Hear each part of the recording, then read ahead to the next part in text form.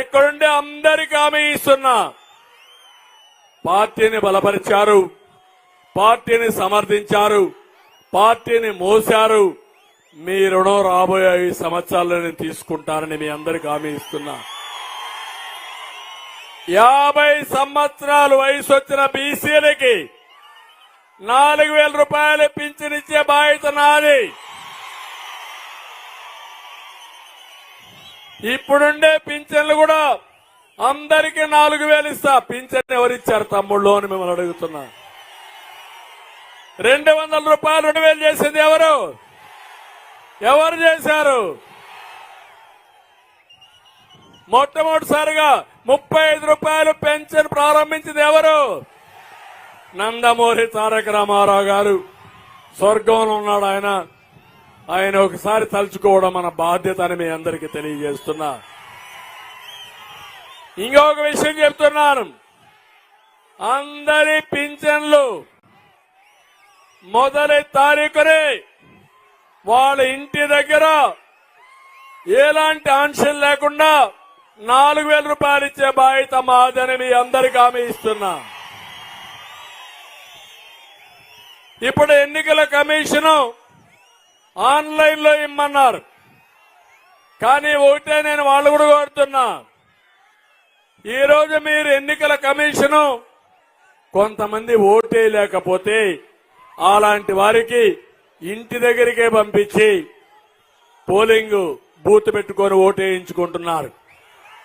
నా పేదవాళ్లు బయట రాలేరు, ఎండలు తీవ్రంగా ఉన్నాయి.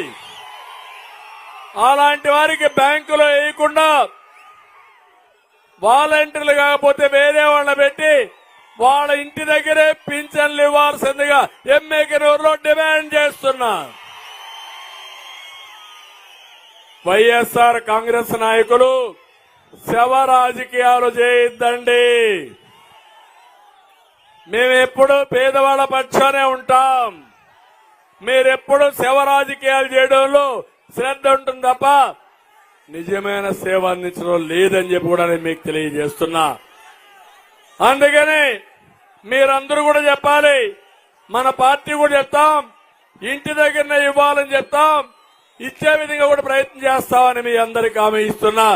ఎవరెన్ని చెప్పినా నమ్మద్దని కూడా కోరుతున్నా.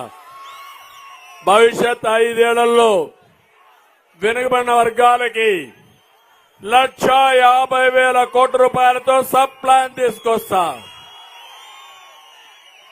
స్థానిక సంస్థల్లో నేను 34% రిజర్వేషన్లు పెట్టాను. దుర్మార్గుడు 24% తగ్గించాడు. 17,000 మంది పదవులు కోల్పోయారు. ఈ రోజు హామీ ఇస్తున్నా, దీన్ని కూడా సరిచేస్తాం. మళ్లీ మనం వస్తానే 34% చేస్తాం. చట్టపరంగా కుల గణన నిర్వహిస్తాం. దామాషా ప్రకారం నిధులు ఖర్చు పెడతానని చెప్పి కూడా నేను మీకు తెలియజేస్తున్నా. ఇంకో పక్క రాష్ట్రంలో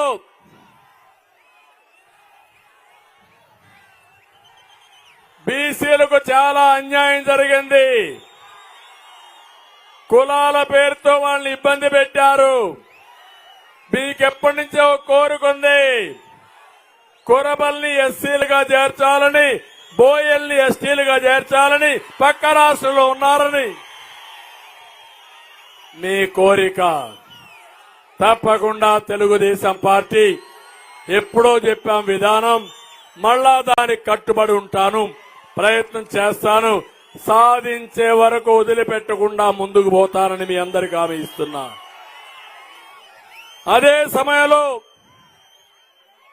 ఆర్థిక అభివృద్ధి కోసం మళ్లీ ఆదరణ తీసుకొస్తాను.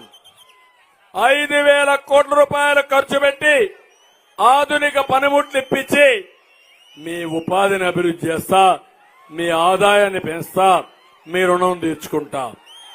విద్యా విధానాలు అన్ని కూడా మళ్ళా రివైవ్ చేస్తాం.